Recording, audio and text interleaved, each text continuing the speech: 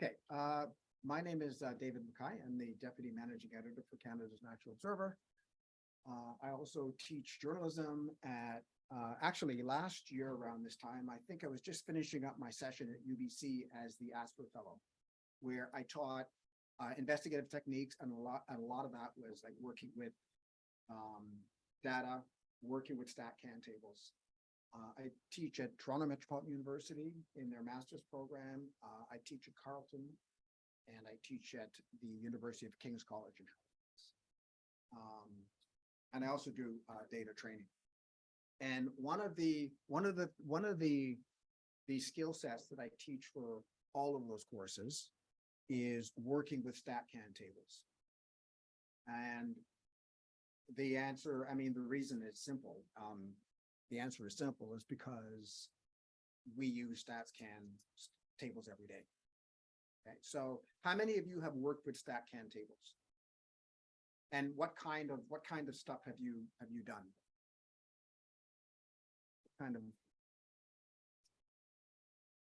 What kind of like has anyone actually downloaded data from StatCan and played around and played? So what have you done?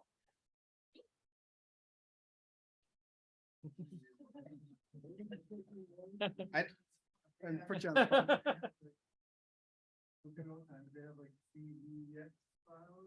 CSV files, comma separated value files, you can download. Absolutely.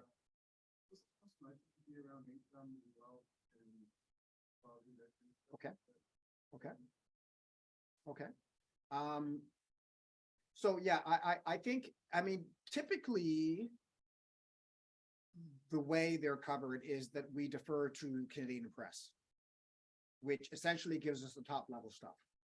So, you know, if you're in, how many of you are from Vancouver? Just put up your Toronto. Okay. Montreal.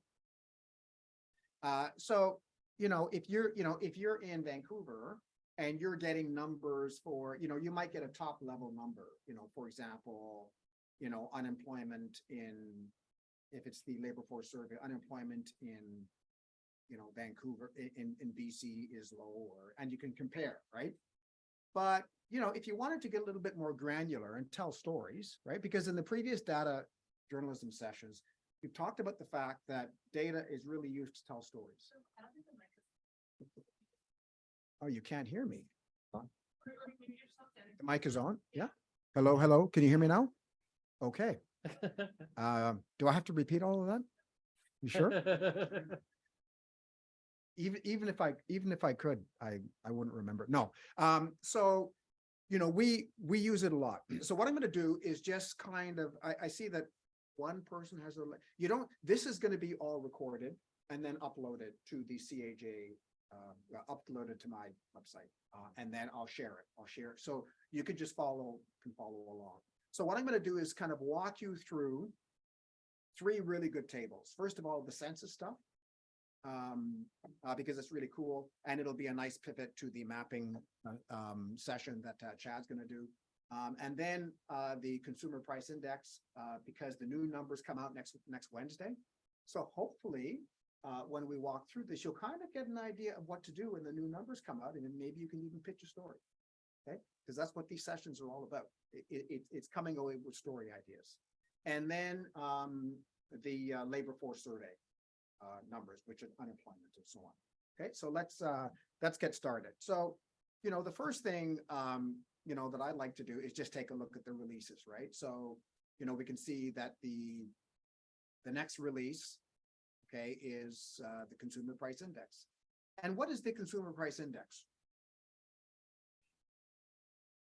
It's been it's become political with those poor food company, Galen Weston and whatnot, being put through the grinder. Yes, it's inflation, right? And it's basically how much. You had your hand up.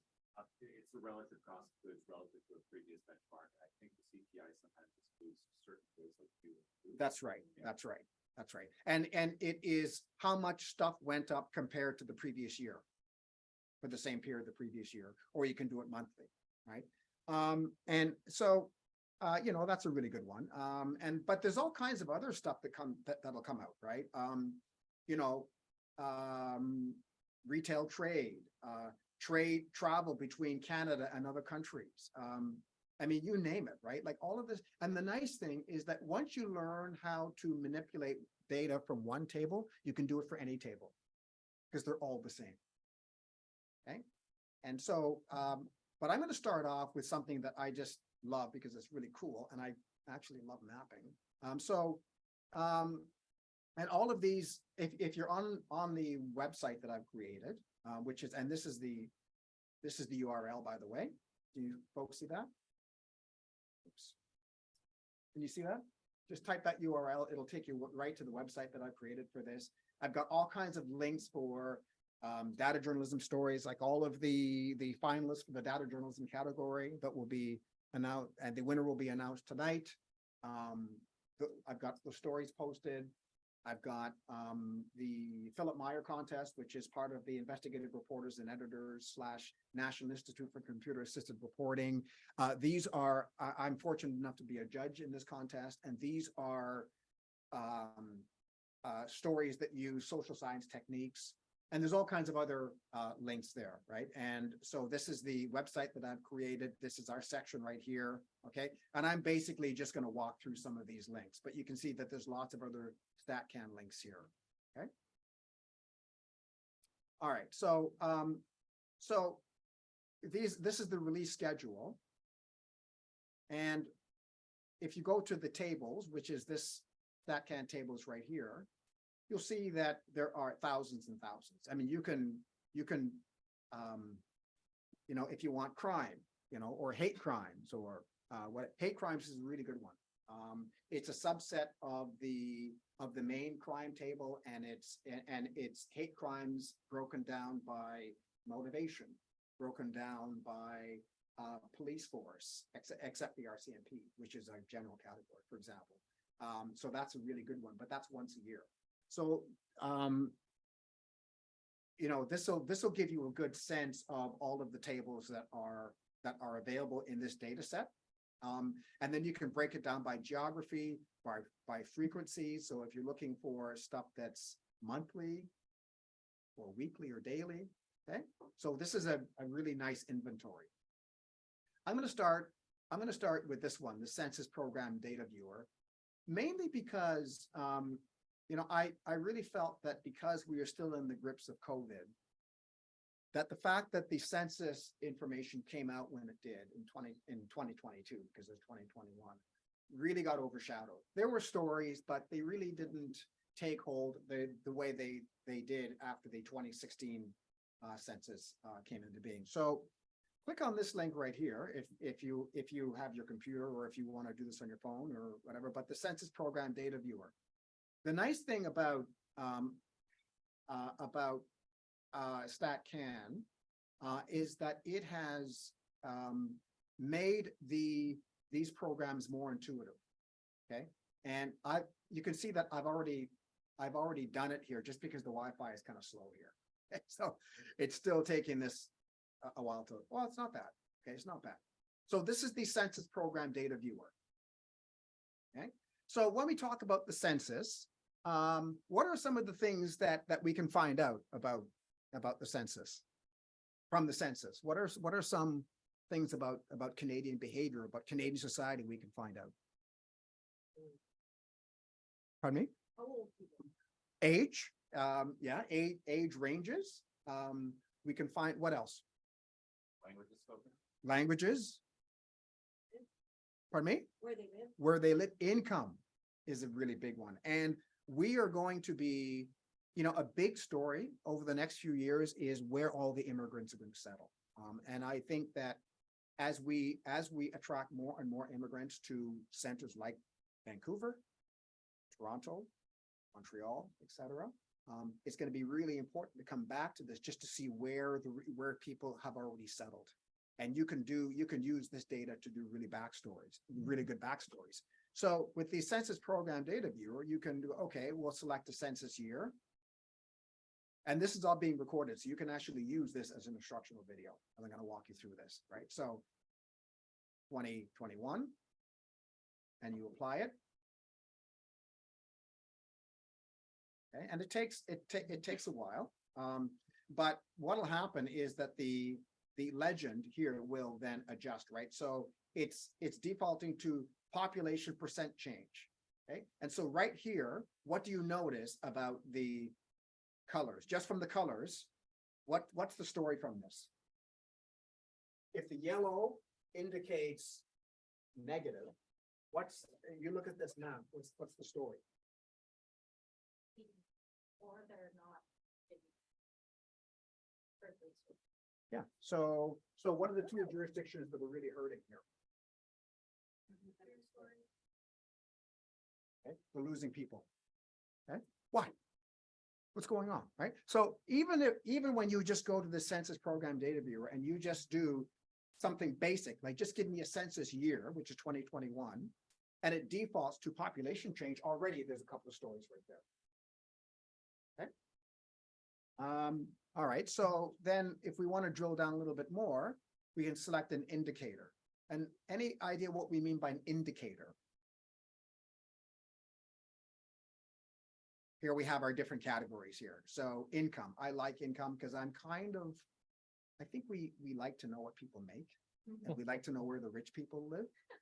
And I think that if you can map that and kind of promote that, people are going to click on that map.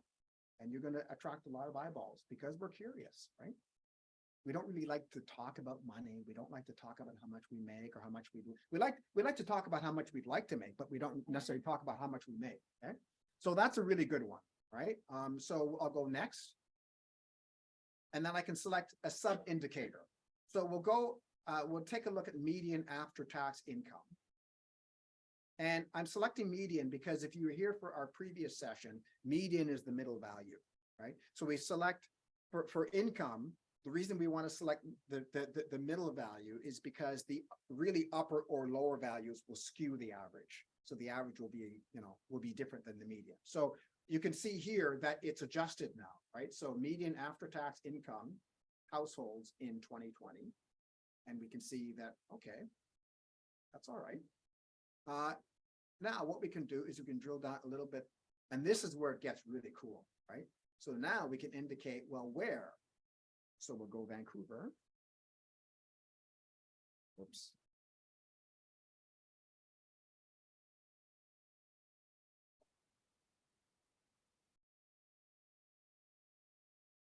Oh, David's from Ottawa, so it's BAN. there we go. Yeah, there we go. go. Those Ottawans. Vancouver. All right. Okay, now we have Vancouver. Okay.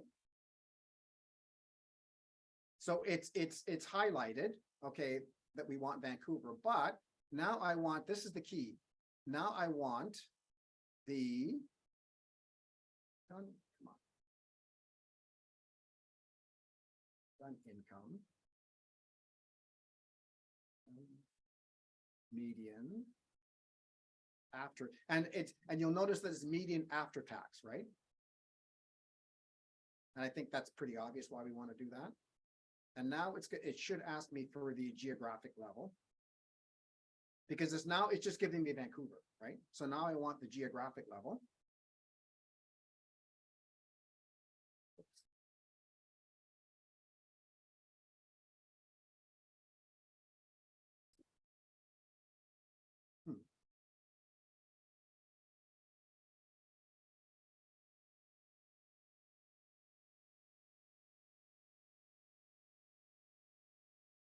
Oops. It jinxed it now. Just while David's typing in, just if anyone missed the URL that he had on there, I just tweeted it out on Chad Skelton on Twitter. So if you're having trouble finding the resources, or you came in late, you can go find it.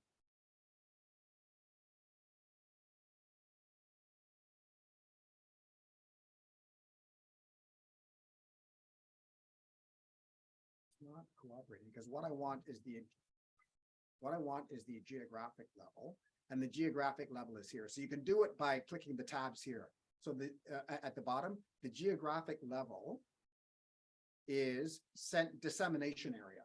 So dissemination area, so it goes from country to province or territory, so it defaults to province or territory, right?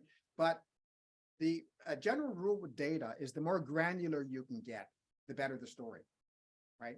So the deeper you can dive into the data, the better. So yeah, you can do it by province or territory. We can see, well, people are leaving the north, like the North and Newfoundland, Labrador. But wouldn't it be better if we could do it by neighbor? Like what neighborhoods are emptying out? That's a better story. That's a more local, that's a story that you can pitch a lot, you know, I would think with more success. So we're going to go to dissemination area, which is the smallest geographic unit, right? Dissemination areas are like neighborhoods, basically. It's asking me for, again, maybe I can spell it properly this time. Yay.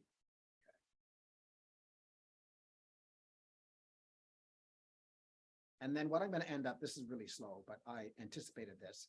So what you're going to get is these are your dissemination areas. Okay. And you'll notice how granular they are. Right. So if you click on them, right, you can actually see. And if you move this around, so like I haven't downloaded anything. I haven't done any math, but already I can just see where the areas, you know, where the higher income areas are. Okay. Now, I guess if you're from Vancouver, none of this is going to surprise you. But maybe it will. Okay. So I can go one step further now. If I want to download this, right? I can now download, I can export to what's called a shapefile, right? A shapefile, it's what is mapped, right? A shapefile has a number of helper files, okay? And so I've already done this. So you download the shapefile and it is zipped, right? So a shapefile has the actual shapefile, and then it has the data, and then it has the projection. So it needs all of those files in order to place it on a map. And so then what I can do eventually, and I won't get into this too much because I don't want to steal any of Chad's thunder. I'm actually just people that we don't oversell it. I'm actually not doing math. I know. Only bar charts and line I know. charts. Okay. Gonna manage expectations. But you can, you know, you can now bring it into Tableau, right? And then you can create a map. Okay. So but like I was saying before, we don't even have to download it. Like all you have to do is just choose your indicators and then just see, okay, what the areas are. Just go do your story, right? Like that's the brilliant thing about this. Like you don't have to, that's all you have to do. You just get a point and click. You have to know where it is, point and click, right? See where the dark parts are and go pitch your story and do a story, right? And if you do want to then download the map, then I've kind of shown you how to do it. But you can do this in Data Wrapper deals with shape files, is it not? Sort of, yeah. I mean, Data Wrapper is better for bigger geographic areas, like you're comparing provinces or postal code areas and stuff. Okay. Yeah. Okay. So that's the Census Program Data Viewer. All right, let's go back to the syllabus that I've created. Okay. And so the census profile. Okay, the census profile 2021, and here it is. Okay. So how many of you have used the census profile just to get a snapshot of what your community, who lives in your community? Okay, so, all right. So you know that if you plug in, say, Vancouver,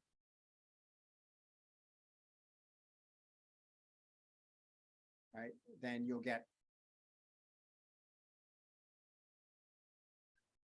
you get all this information, right? So you folks do this. Okay. How many have you actually downloaded the CSV file? Right. So see where it says download here? You download what's called a CSV. So you can download the data as displayed, or you can download comprehensive files, which are way too big. Okay.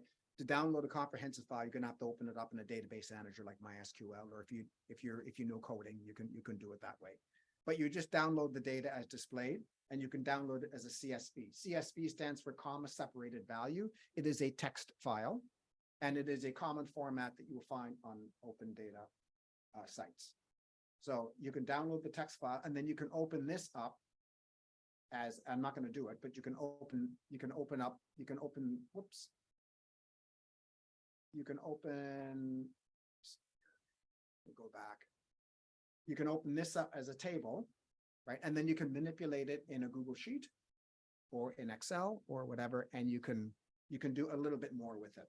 Okay, so the nice thing about again, that's what StatCan is, a really good open data site, because you can download. You can select what you want and then download the result. All right, so let's go to another one that I really like, which is the price index, the consumer price index visualization tool. And this one I absolutely love. How many have used this one? Yeah, this is just, I love this. Okay, so it's we were doing a project when I was at University of King's College, and it had been determined through some work that was done by a group called Youthful Cities, which is based in Calgary, that Halifax was the most expensive city for people under 30 to live in Canada, compared to 27 other municipalities, including Vancouver, including Toronto, including Ottawa, including Montreal. Okay, and the reason being is because stuff is just so, like food, shelter, energy is so expensive, and they just don't make enough, right? So there's a huge gap between what they actually make, which is about 30% of the young people living in Halifax basically live on minimum wage. So there's a gap between minimum wage and what's called a living wage, and the gap is about $10 an hour, believe it or not, right? So when you're paying, maximum, when you're paying crazy rent and food and whatnot, you just do the math, right? And so that's why it was, one of the most, the most difficult cities for young people to live. So we were faced, that was still a good story, but the analysis that was done was for 2022, and we're in 2023. So we were able to use a lot of StatCan tables, including the consumer price index, to basically update as much of that as possible. We were not in a position to say that Halifax is the most expensive city for young people, but we can say, due to our analysis, that it's still one of the most expensive cities, and that's good enough. Okay, and a lot of the data that we depended on is the consumer price index.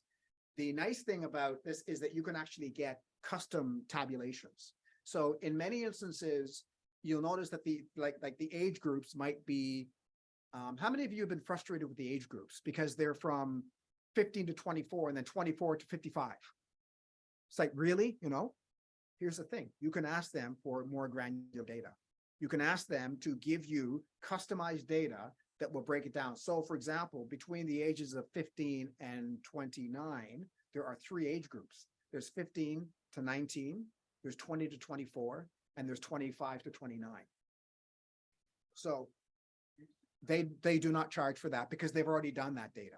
They've already got that data, and they'll get it to you within a day or two. Don't do it on deadline, right? Give yourself a couple of days, and that will allow you to get more granular with your data for the CPI, for the labor force, and then you can do stories about young women and young men and teens and whatnot, right? That goes beyond the typical, because the Canadian press is not going to do that, right? But if you're like me, I'm a publication that's behind a paywall, right?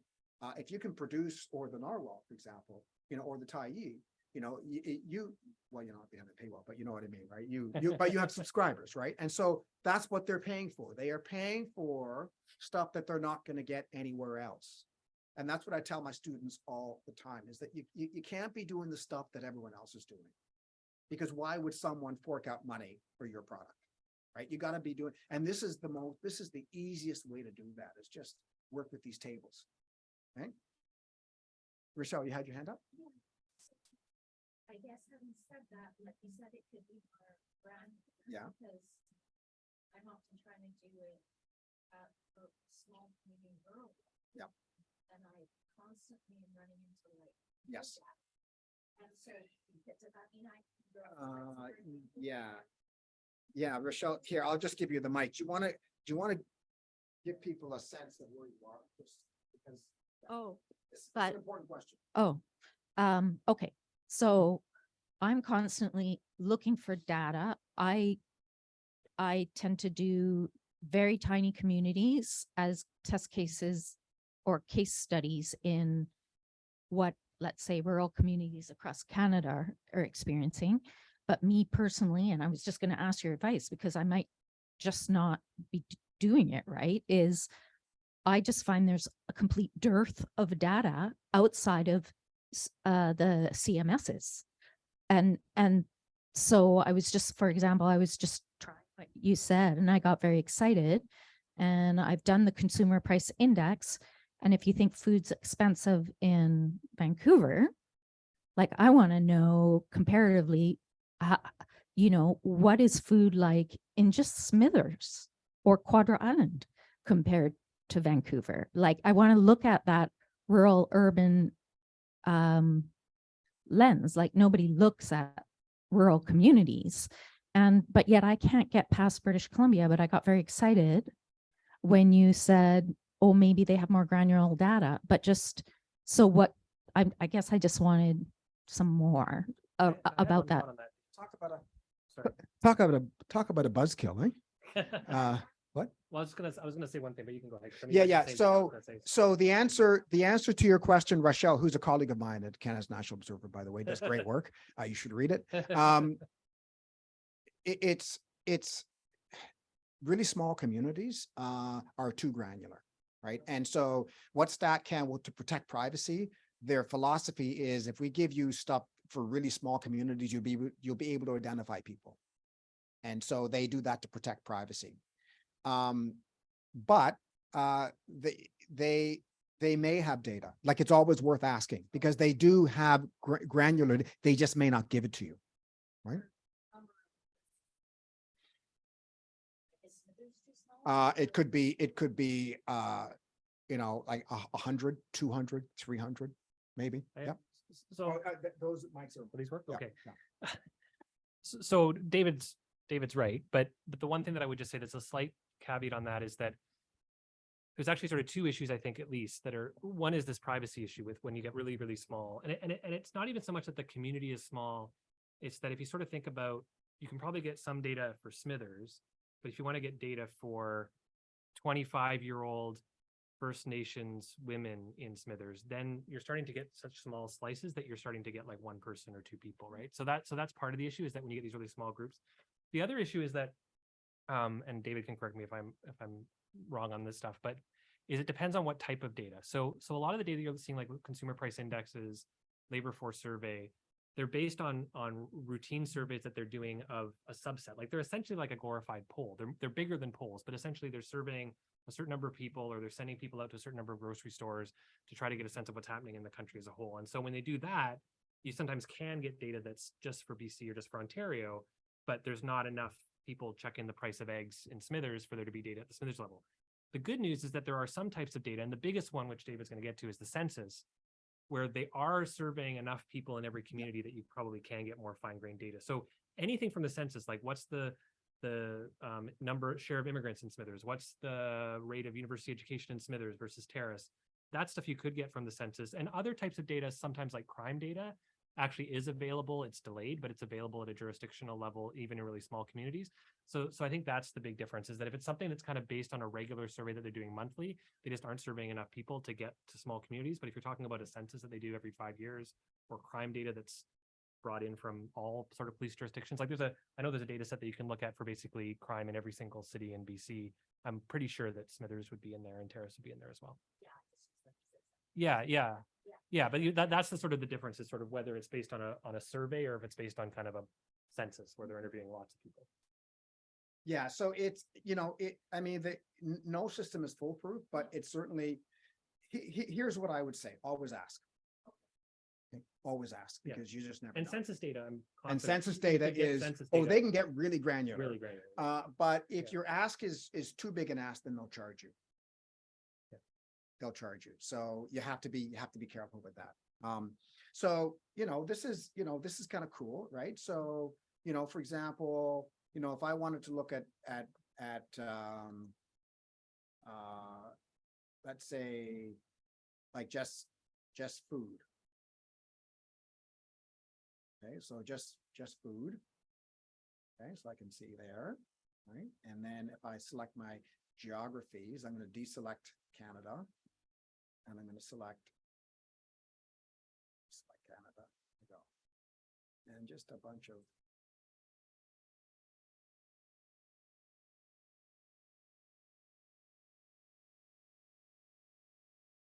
okay. Right, and now we can see. And again, I haven't downloaded anything yet. I'm just pointing and clicking, right? And I can see that, okay, that, you know, New Brunswick was 9.6, you know, compared to all items, which is 5.9. Quebec was 10.1.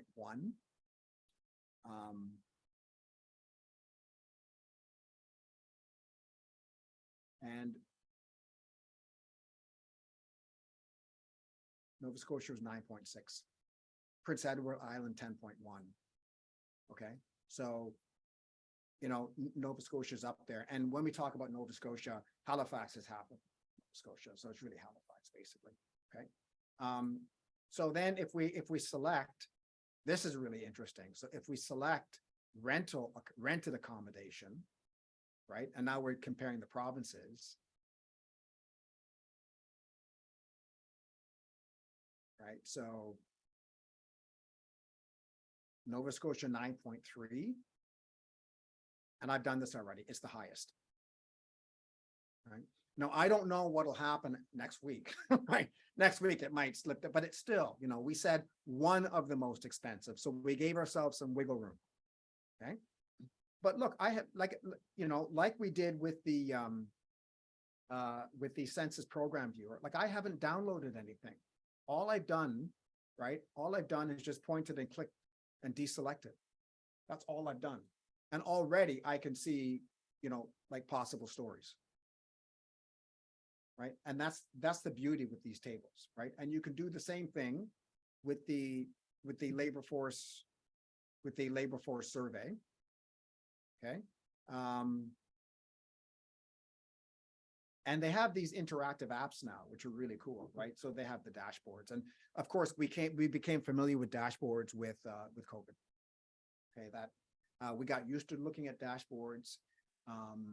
We liked them; they were interactive, and we got used to the idea of wanting data in real time, wanting data that was granular, and demanding data, right? So this is a really cool dashboard as well, right? So you can click on your jurisdiction, right? And then you can get it's broken down by men and women.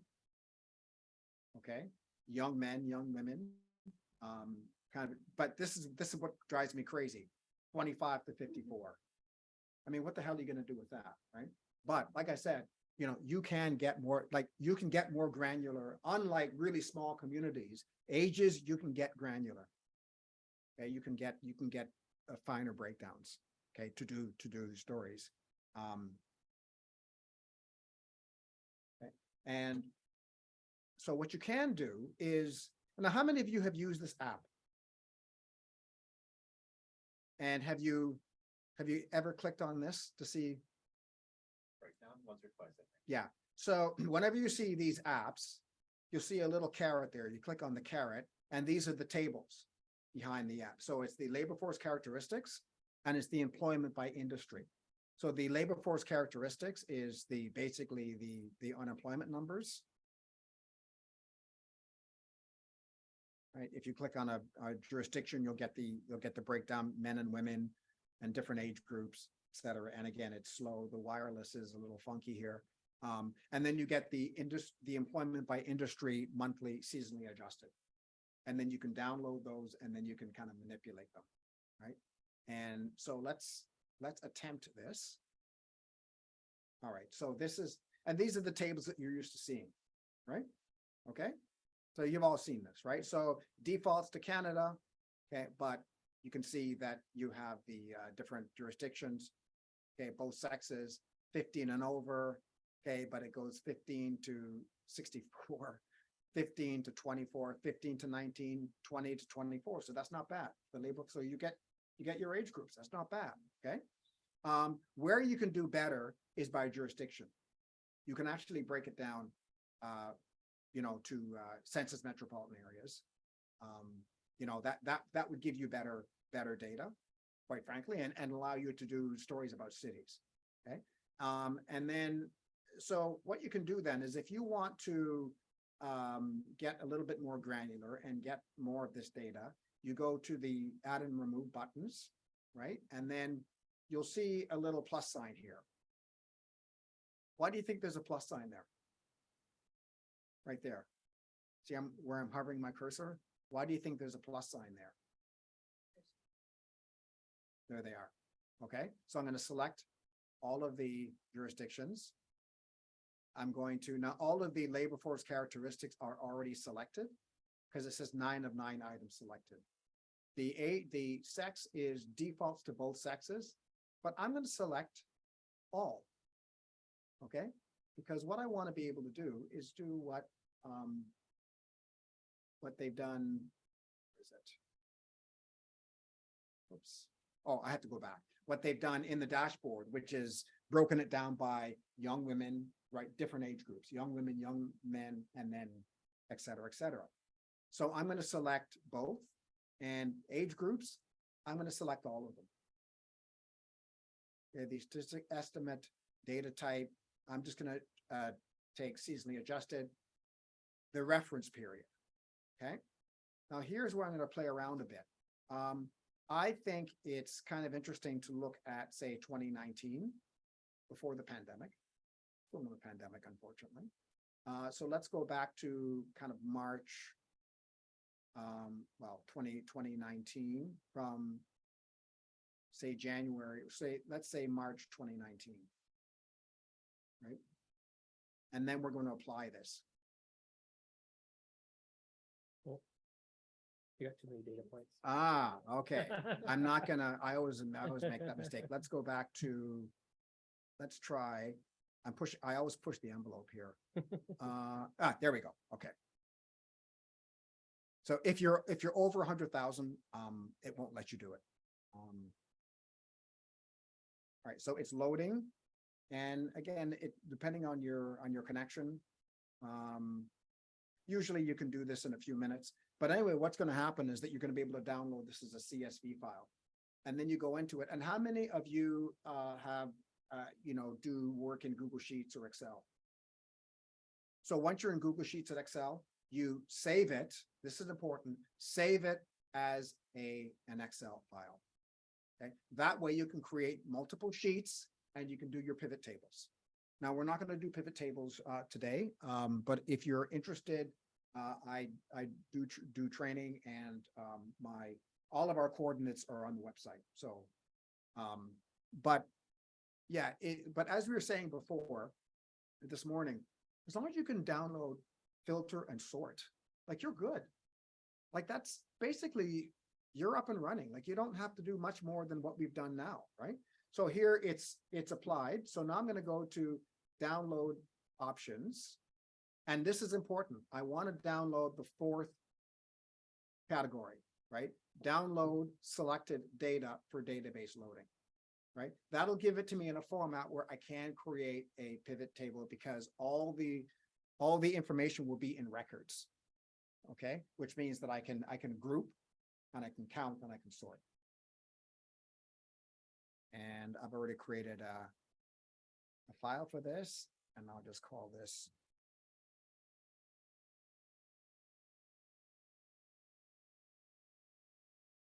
right. And you can see that it's comma separated value CSV.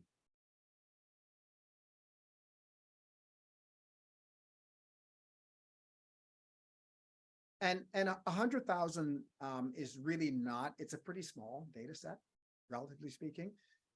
The thing with, and it will even open in Google Sheets. Anything, and correct me if I'm wrong, Chad, anything more than 200 to 300,000 rows gets a little difficult in Google Sheets. It's slow. I find Google Sheets a bit slow, yeah. It's a bit slow, but 100,000 in Google Sheets, if that's what you're more familiar with, is absolutely fine. The upper limit in Excel is 1 million rows. So- Yeah, so it- very rarely do yeah. you get up to that, but. So you can see that, CSV file, the reason they call it a CSV file is that all of the rows are separated by commas. So the comma is the separator, right? And you can see a pattern here. So I'm going to open a CSV file will open up in Excel. So I'm going to open it up.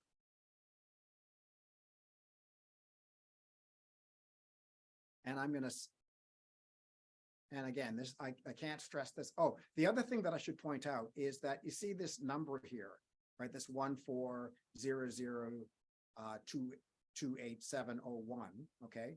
That is a really important number, right? That you should always keep in the file that you name it, because that number is like your social identification number, right? If you pop that number into a browser, it'll take you right to the table. David, can you just go back on that? I just want to show one thing. You may have you're going to get to it anyways. If you want on the table on. Right here? No, sorry, in StatsCan. Okay, hang on. Apologies if you're about to mention this. This is something I didn't know about at first. Hmm. Right over here, there's a link that says Save My Customization. Yeah.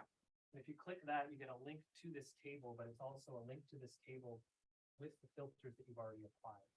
So that's really helpful if you're sort of fiddling around with it, trying to figure out what you want to do with it. You don't have to kind of start from scratch. I didn't know that. That's a You good didn't know one. that? Okay, sorry. I thought maybe you were That's going to get. great. I didn't know. I didn't notice it for the longest time, and it's super helpful. And No, that's great. and for my students, it's great because I can get them to send me the version of the table that they filtered. Yeah. As opposed to just the generic one, right? So you don't have to Absolutely. start from No, scratch. that's a You good can one. fiddle around That's a with really good one. Yeah. Yeah. So you want to keep this, you want to keep the actual table. Yes. You want to keep the actual table number in, but you don't want to call it database loading data because that's a generic. So I'm going to save it.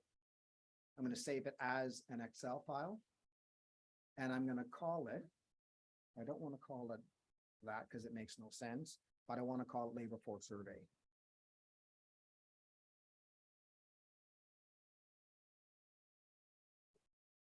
Okay. And there we have it, right? And now I can put my filter on, and now I'm going to interview the data just to make sure that I've got everything that I want. So I've got 2023 to March 1st, 2023.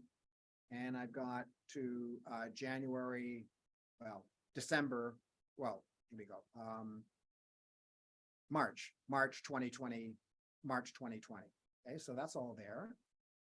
Okay, all my geography is there. And I can't stress this enough. You have to do this. Like once you open up your table, make sure that you've downloaded everything, because I do this all the time. I get a little sloppy or I'm tired because I end up doing a lot of this stuff at night. I mean, you know the deal, right? You're a little sleepy, haven't had enough coffee, or you should be in bed instead of doing this stuff. And you end up not selecting all the categories that you need to select. Okay, so I'm just going to make sure that everything's there, right? Yeah, okay, that's good. All my 8, they're all there. Okay, I'm good, right? And my values are in this column here. So I'm good. So now I'm just going to do how many of you have done pivot tables? Okay, so now I'm just going to do a little pivot table. And this is where the recording really comes in handy because you can just follow this and use it as an instructional video. So what I'm doing, and I'll just kind of back up and I'll just do it again. So I put my cursor inside the table. I'll go to insert and pivot table. And this is similar for those who have Macs.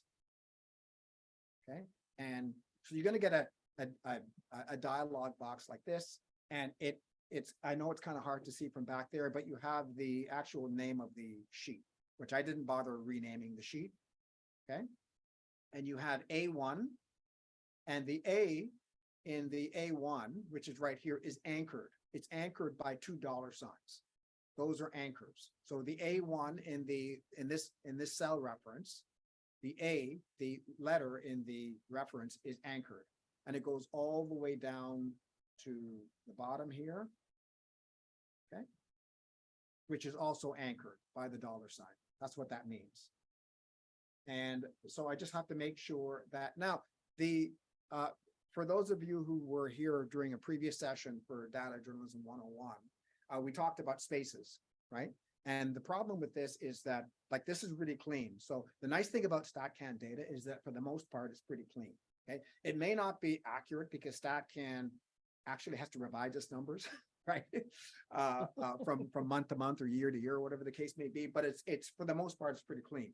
But if there was a space in the middle, so I'm just gonna, if there was a space, and I'm just gonna delete that for a second, and if I were to then, whoops,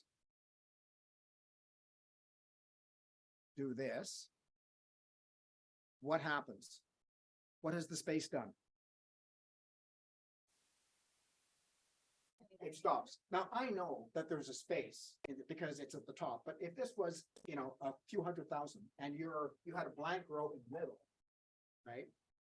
It would stop at the blank row. So that's why you have to make sure that you copy the entire table. Right? And I can't stress that enough because you don't want to be good doing your pivot tables and you find out you've only got half of your data. Right? So, yeah, it's important not to have blanks, but I'm just going to undo that. So I'm going to put my cursor in the middle of my table, go to insert, pivot table. Here's my cell reference. I've got everything. I'm going to move my sheet to the right of my main table. And then a pivot table is just a really cool, easy way of grouping and summarizing your data to find patterns, to find stories. Okay, so the first thing that we're going to do is we're going to find the key unemployment rate. So we're going to take our values, our value, and we're going to dump it into values. And then we're going to format our number as a sum. So we want sum, and we want to format it as a number with one decimal place. Let's say one decimal place, okay? Okay.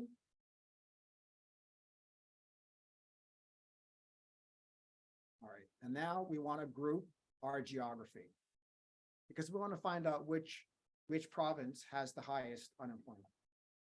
Okay, but why are we getting these absurdly large numbers? Well, because our pivot table is counting everything. It's counting the unemployment, it's counting labor force participation, it's counting part-time, full-time, it's counting everything. So we got to filter it out. We got to filter it for what we want. So let's go to our date first of all. And the date that we want initially is just our most recent date, which is March 2023. Okay. And then we want our labor force characteristic. We don't want all of these, right? We only want unemployment. So we're going to select and then deselect. And then we're going to select our unemployment rate. And then again, gender, we don't want, it's counting both and then male and female, right? Which doesn't make any sense. So we're going to take both for now. Okay. And again, age groups, it's counting all the age groups. But do we remember what the default age group was? Well, the default age group is 15 and over. And that's because people can legally start working at 15. So that's better. Okay. And so if we're not, and then we can sort this in descending order. And we can see that Newfoundland Labrador was 10.3. And then if we want to double check our numbers, let's just reload this. Can I make one suggestion on the Excel sheet there, David? Mhm. So if you click on there, so one of the things that can be tricky here is that it's not always clear when you're adding up more than one thing, right? Like sometimes it's obvious, like if the unemployment rate is 64,000, that's not obviously right. But here, like whether, if you had two unemployment rates that were 2.5 and you're adding it up twice. So there's two ways you can check this. So under values, if you actually change it just for a second. Two decimal places. No, to count. If you just go cancel. I see what you mean. If you Okay. go to count. Yeah. And you go okay. Mhm. Just, you don't even have to do the number format. You just do the. Mhm.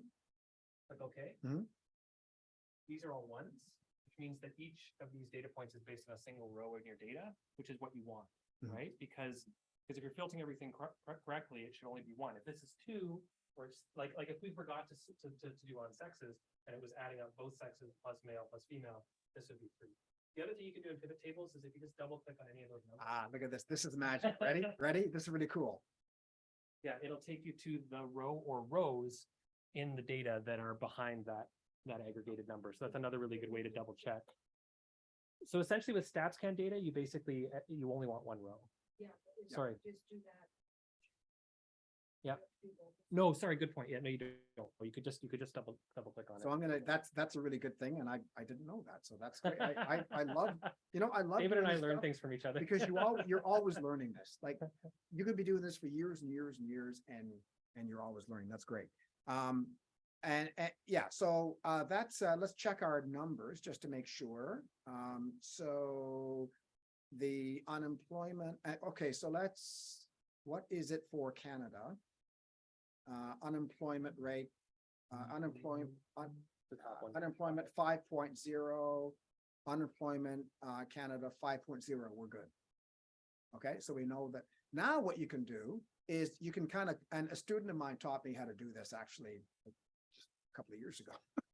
I didn't, because, I always thought, well, you always open up your pivot table to you default to a blank sheet, but and I would have all of these successive pivot tables, but she was just saying, no, just copy this, right? So just copy that and you can paste it here. Right, so you have a new pivot table. So now for this one, you can say, okay, well, now I want to compare two reference dates. So I'm gonna take my reference date and I'm gonna pop it in here, right? And then I'm gonna compare March 2023 to March 20. Boom. So now it's giving me March. So the unemployment rate in Newfoundland in March 2023 was 10.3, and in March 20, it was 11.7. Right, and then we did the formula for math. Francesca, you did the formula for percent increase? It was Tara did it, yeah. So it's equals open bracket, new number minus old number, close bracket divided by old number. You figure out the percent increases, and you can, or you can copy this. Do you teach them how to remember that? New minus old divided by old? What does a journalist say when you ask them to do math? No. I did not know that one either. I thought it was Steve Doig told me that. Ah. one. Okay, and so for this one here, what I'm gonna do is instead of doing the date, I'm gonna pop the date back in the filter, and I'm gonna filter it back for let's see, I'm going to deselect March 20, but now I'm going to take the age groups and I pop the age groups into the columns, and I'm going to compare 15 to 24 to 55 years and over, and boom, right? Or I can do that for just females, right? Or I can just do that for, and then there you have it, right? So what is the story here? If you just eyeball the numbers, the higher unemployment rate is, okay, so these are the 55 and over in this column here, and these are the 15 to 24 in this column here. So just eyeballing the numbers, right? So which numbers are larger? Young people. Okay, for the most part. I mean, look at this start. Look at this. 4 to 8.5. Right? Or 15 to 24. That's a story. So I'd also say that we drill down to 24. Yeah. So we can do this then. Now.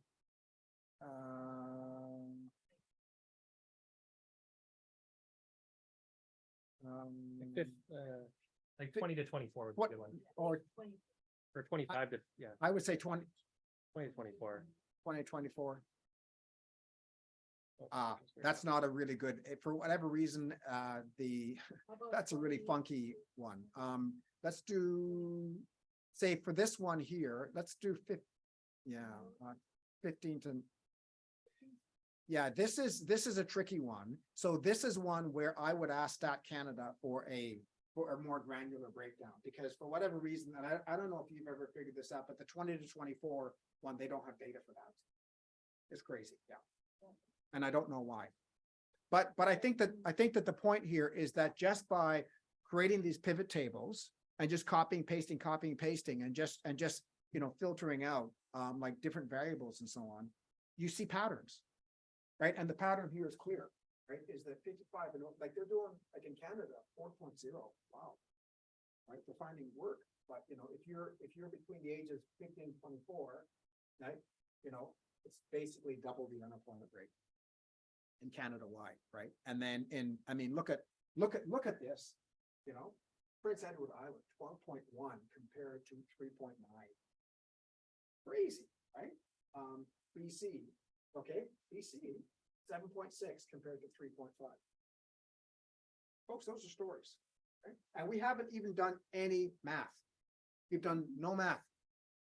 Right? Yes.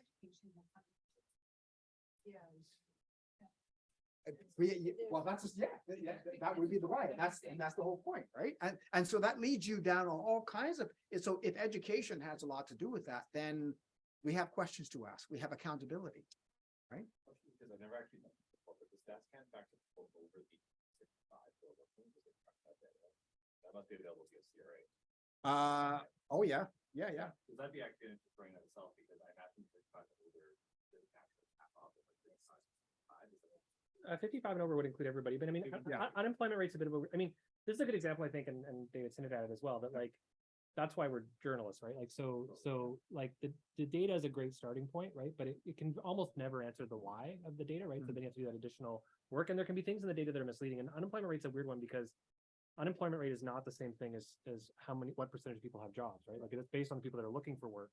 And so like when I see this data, it occurs to me that like, you know, if you get laid off at 60, there's probably a greater chance that you just decide to retire. Yeah. You just leave the labor force, right? And so You're not that's- looking for work. that's you're not- different than someone. Yeah. And similarly, you know, 15 to 24 was weird, but I don't think that would count people that aren't looking for work, right? So there's all sorts of weird ways with that sort of, you know, the Yeah. unemployment rate can look better than it is because a lot of people just give up. Right? But I mean, the main point is that, you know, so we went from just going to apps and just pointing and clicking and looking at patterns and finding stories, right? To actually then downloading something. And it's a little bit of a learning curve, but you can use this as an instructional video, just creating little pivot tables. And we can find all kinds of patterns here, right? That lead you to ask the kinds of questions that you never would have asked otherwise. Never. Yeah, you have your hand. Just pass that back. Oh, I've been missing a shoe. And how much time do we have? Who's my timer? I think we might be over already. Actually. Go ahead, Steve. It's 3:23. And everyone starts at 3:25. We got 2 more minutes. I got 2 more minutes. Better make it good. Okay, go ahead. Your question? Okay, so I'm wondering, you want this more granular data, they give it to you. How do you then incorporate that into what you've already downloaded, what you've already looked at? Is there a way to incorporate that data, or are you starting from scratch again? No, they will actually send you. So the question was, you know, if they give you that data, right? If they give you that data, they give it to you in a CSV file. And so you just do the same thing. You save it as an Excel, and then you do what I've done. You can actually take what they're giving you and incorporate that with. It's the exact same table. It's the same format, but it's got just more categories. But to your, you would actually, usually you'd be better to start from scratch. But start from scratch, but Yeah. using the same methodology. but Similarly, you if would you have make a more horrible, choices. if you make a horrible mistake when you're working with your data, start from scratch. As opposed to trying to uncrack the egg, which is almost impossible. Does anybody else have any questions? Yes. This is a very specific question, but I was trying to pull the language data from the census for a specific city, and I had real trouble with the tabs or sort of like subheadings of it because the languages are divided by like language group. Yeah. Is there any way to filter that without doing it manually? Yeah, so that's one of the things. I love StatsCan like David does, but I really hate it's a thing they do in a lot of data sets where they nest things, and it can see a lot of that things like with immigrants. It'll be like Europe and then Western Europe and then 3 things. And I have not found an easy way to deal with that. And I really wish they didn't structure it that way. The one thing I've found sometimes helpful, and it's a really brute force, ugly hack, is it's the number of spaces, right? So like if you sort of think about Europe has no spaces in front of it. Western Europe has one space in front of it. The countries within Western Europe have 3 spaces within it. I'll replace those spaces using find and command or whatever with 3 X's or 2 X's, and then I can filter on the 2 X's and the 3 X's. It's a super hacky way to do it. And but it does work. And it's one of the ways that I found, like I was dealing with occupation data for one of my classes, and I wanted to get to the really fine grained occupations, and I was finding that nesting thing a big hassle. So that's one way that you could try to do it. Yeah. So I think we're out of time, but you have this, when it's posted, we will let folks know when this is posted. But our email addresses are actually on the syllabus. You all have it now. So if you have any questions, contact us. Okay. All right. Thank you. Did I hook that up for your account, or is it easier if I use your computer? Easier to use. Okay, okay.